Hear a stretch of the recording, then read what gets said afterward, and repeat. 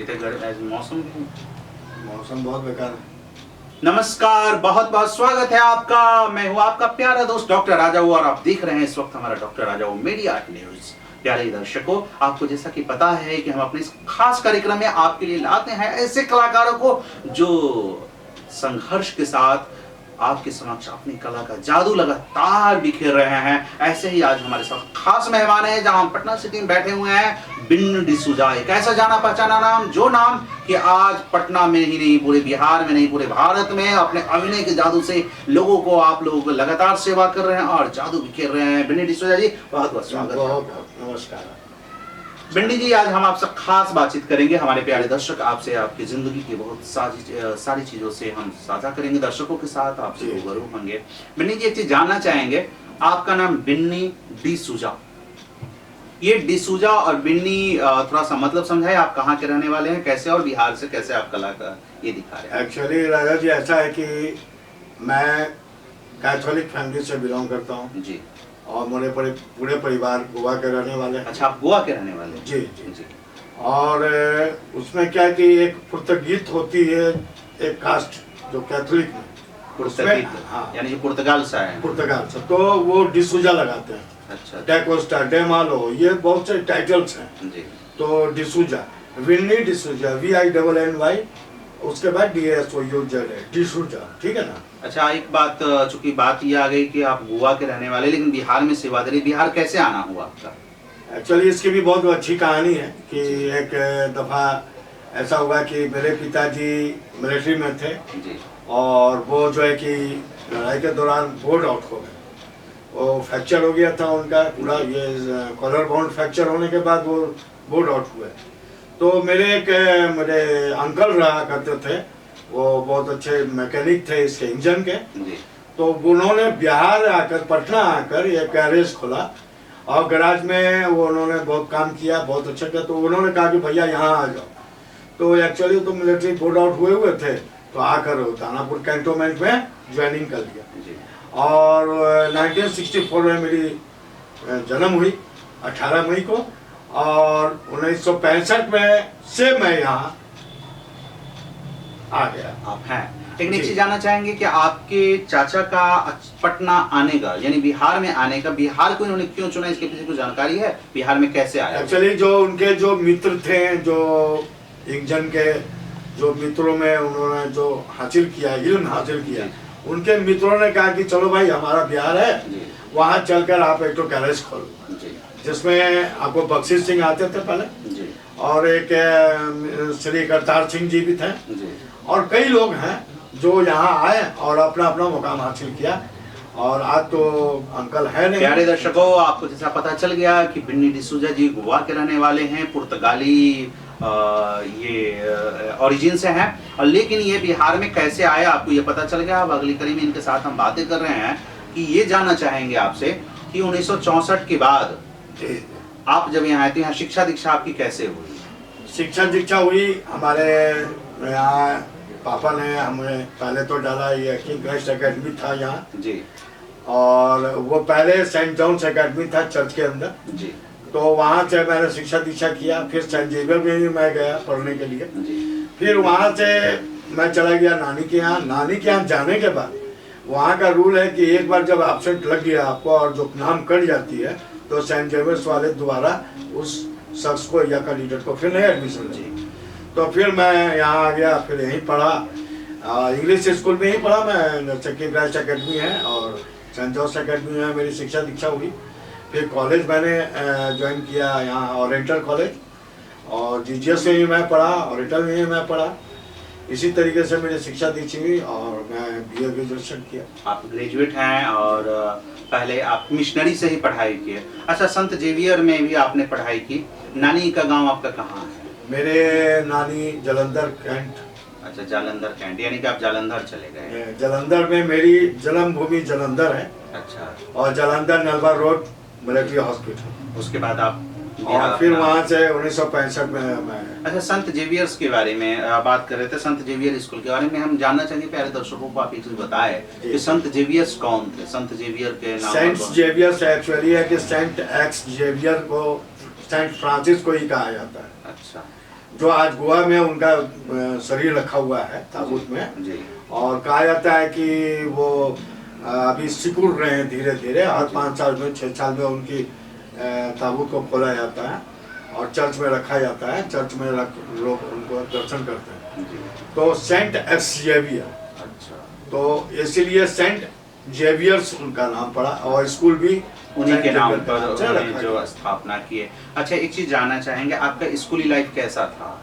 स्कूली लाइफ मेरा बहुत एंजॉय करते थे, लोगों के साथ रहते थे, दोस्तों के साथ मिलते थे, है ना।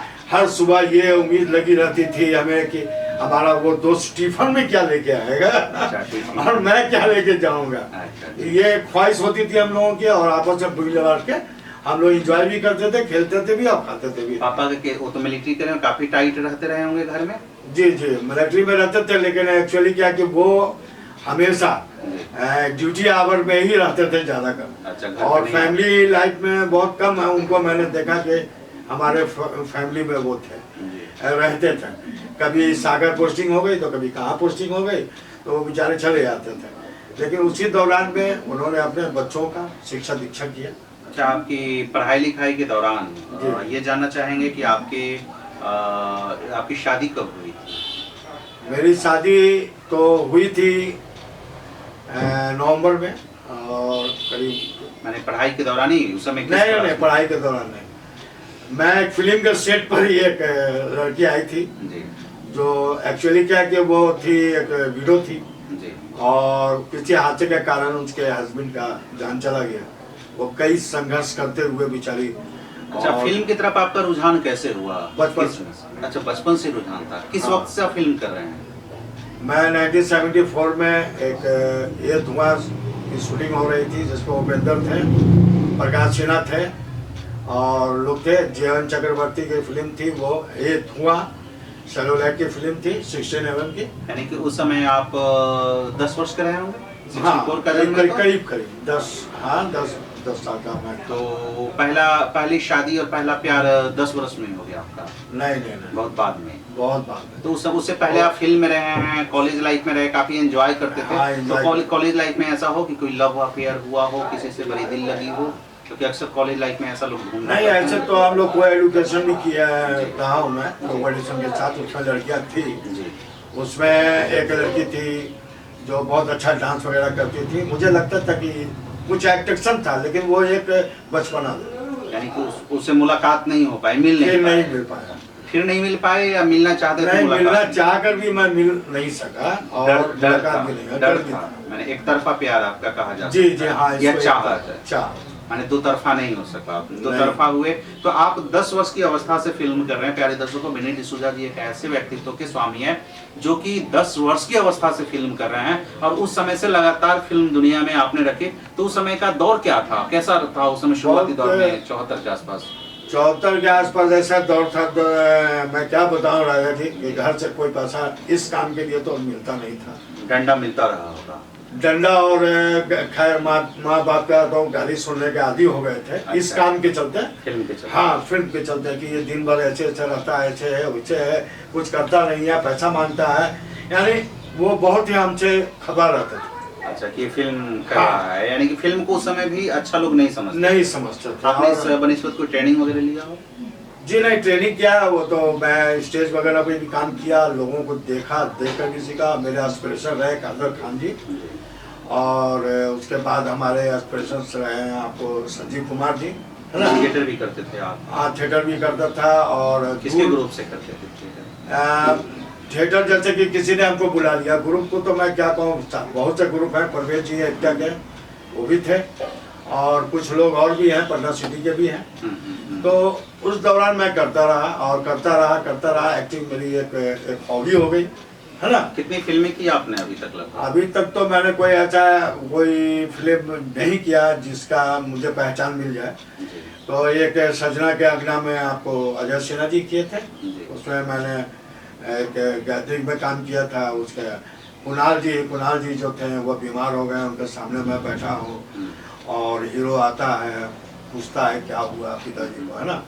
तो इस टाइप का था। और यानी इस वक्त में आप चरित्र अभिनय लगातार कर रहे हैं। हाँ चल रहा है। तो उसके बाद हम उस बात करते करते फिलहाल दर्शकों से एक बड़ी रोमांटिक बात है, आपकी शादी के इस पर बात कर रहे थे। वो फिल्म के कितने दिन बाद वो शादी हुई आपकी? करीब मैं जब एक चैनल था फेस टू फेस, उसमें मैंने विज्ञापन का काम किया। विज्ञापन का काम करते करते करते करते एक फिल्म बन रही थी, एक लड़का आया, आज वो भी नहीं है इस संसार में, बहुत अच्छा, एम सिंह नाम था उसका। तो वो एक बना रहा था आज का महान नेता।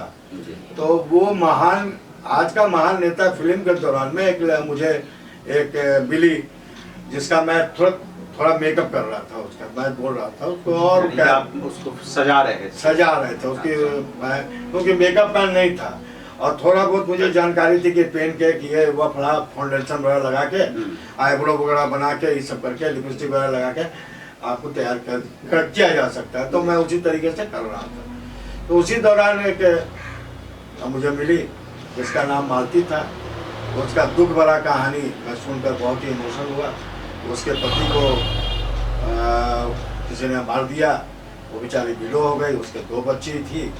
दोनों बच्चियों का उन्होंने बहुत ही संघर्ष कर अपने पैरों पर खड़ा होकर ये करके बहुत ही मेहनत करके ब्याह भी करा दिया। उसके बाद बेचारी एकदम न्यूट्रल थी, नाती नाती के साथ रहती थी, वहाँ आती थी। तो मैंने उनसे प्रस्ताव रखा कि भाई हमारी भी जिंदगी अब जा रही है, अब मैं चाहता हूँ कि चलो भाई हम दोनों एक हो।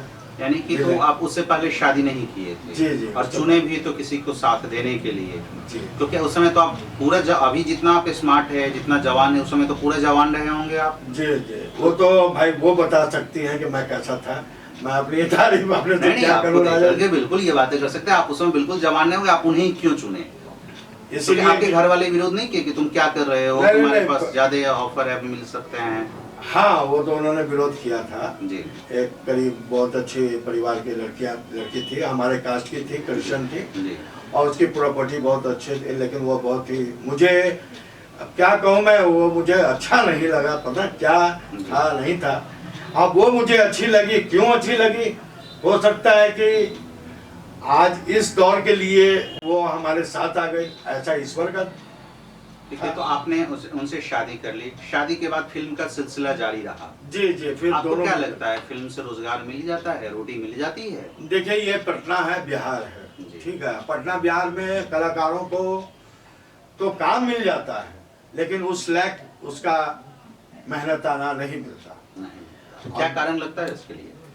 पता नहीं क्या कारण है, लोग यहाँ क्या सोचते हैं, क्या करते हैं।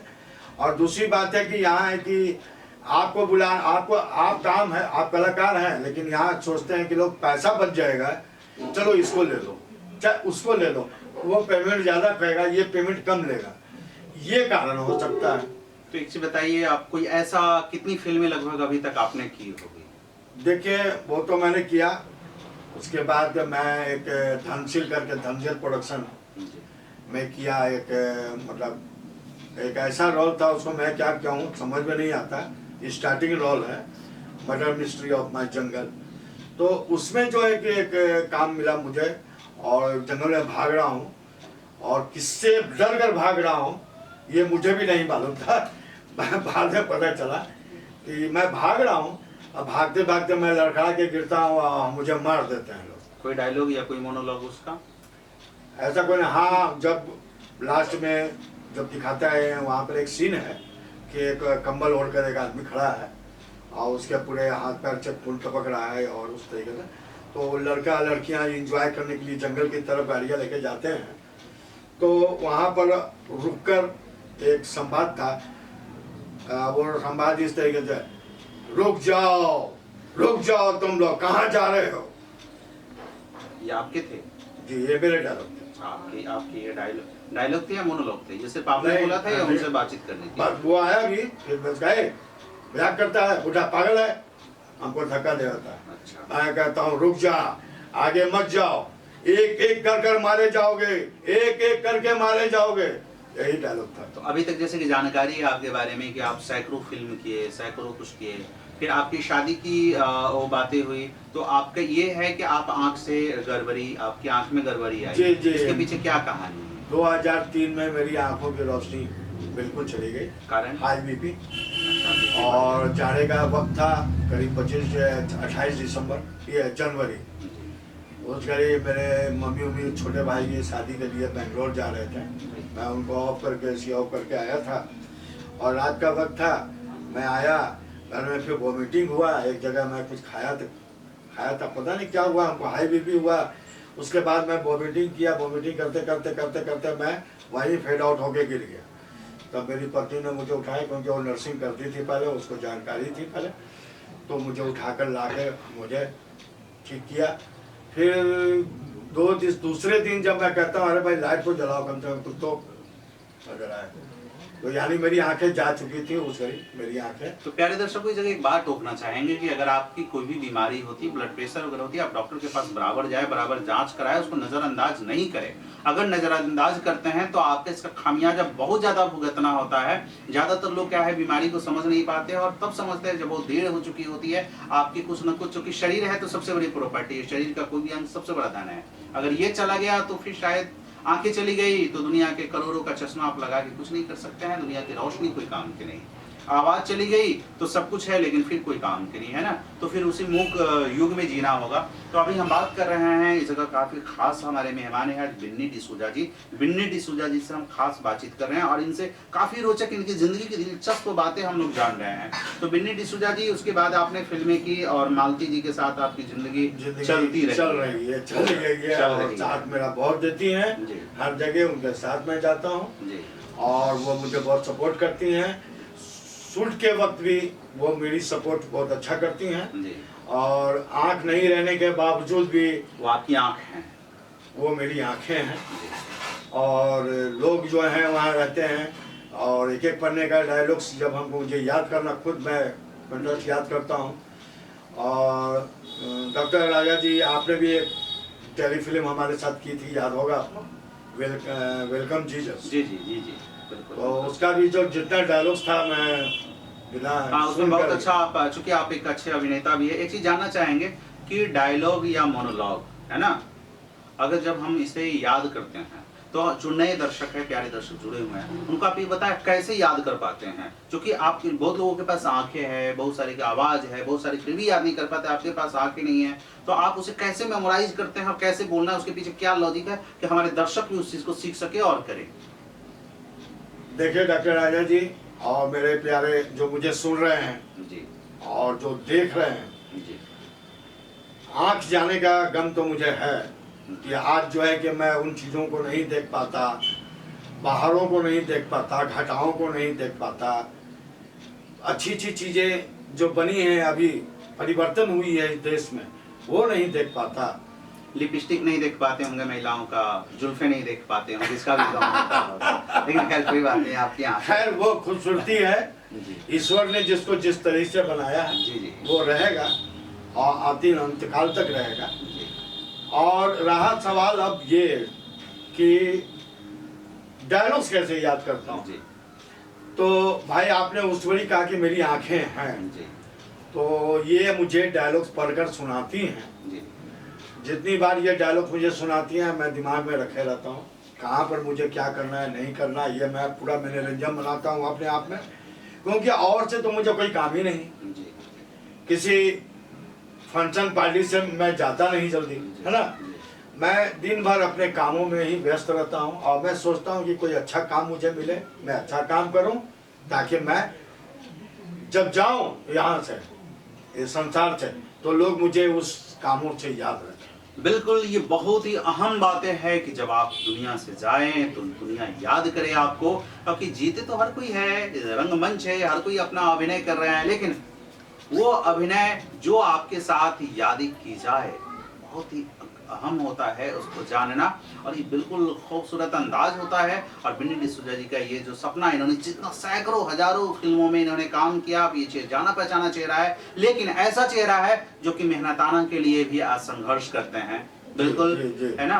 और मैं चाहूंगा कि आप प्रोडक्शन को देखिए, फिल्म वाले लोग अगर फिल्म करने आते हैं तो मेरी गुजारिश है कि आप फिल्म को पढ़ करके आए, प्रोडक्शन पढ़ करके आए, प्रोडक्शन को सीख करके आए, बिल्कुल। है ना, कैसे फिल्म बनाए, क्योंकि ये फिल्म प्रोडक्शन एक उद्योग है, ये आपका एक इंडस्ट्री है। ये वो चीजें नहीं है जिसे कि आप समझते हैं कि हाँ ऐसे करके जी ले, नहीं है। आप इसको अगर नहीं जानते हैं ना तो आप कुछ भी नहीं कमा पाएंगे, आप लॉस ही लॉस रहेंगे। अगर बिजनेस करना चाह रहे हैं, ये बिजनेस है, व्यापार है, तो आप आर्टिस्ट को मेहनताना सही नहीं देंगे। आर्टिस्ट का जितना ही ज्यादा आर्टिस्ट की बददुआ निकलेगी आपके फिल्म में, शायद क्या होगी आप मुझे बिल्कुल पता है कि क्या होती है। बिन्नी जी, आपसे बहुत ही अच्छा लगा बातें करके, और बहुत अच्छा, बहुत सारी फिल्मों के आपके सुने भी और कुछ भी है इनसे जुड़े और भी क्लिप है, फिल्मों के क्लिप है और भी बायोग्राफी इनकी जो हमारे इस चैनल पे उपलब्ध है। आप इस चैनल पे जाकर के बिन्नी डिसूजा लाइफ हिस्ट्री या Binny D'Souza clips, movie clips या वीडियो क्लिप्स करके आप साझा करेंगे, देखेंगे, वहां आपको मिल जाएगा। बिल्कुल बिन्नी जी, बहुत बहुत आपका धन्यवाद। बहुत बहुत आपका भी धन्यवाद। और प्यारे दर्शकों, आप देखते रहिए इसी प्रकार हमारा एक खास कार्यक्रम, शेयर कीजिए, लोगों को बताइए कि ऐसे डॉक्टर राजा उजाला और भी कोई कलाकार आपके आस पड़ोस है, ऐसी कोई कला है जो बिल्कुल उन्होंने इजाद किया है, आप मुझे बताइए, हम उनको लाएंगे आपके समक्ष, दुनिया के समक्ष। मेरा सपना है कि मैं सबों को संजोग, विज्ञान, कला दोनों इस कैमरे से कैद हो और आप लोगों तक पहुंचे। फिलहाल दीजिए अपने प्यारे राजाओं को अलविदा, हम फिर मिलेंगे आपसे अगली कड़ी में। बिन्नी जी, बहुत बहुत धन्यवाद। प्यारे दर्शकों, धन्यवाद, धन्यवाद। नमस्कार।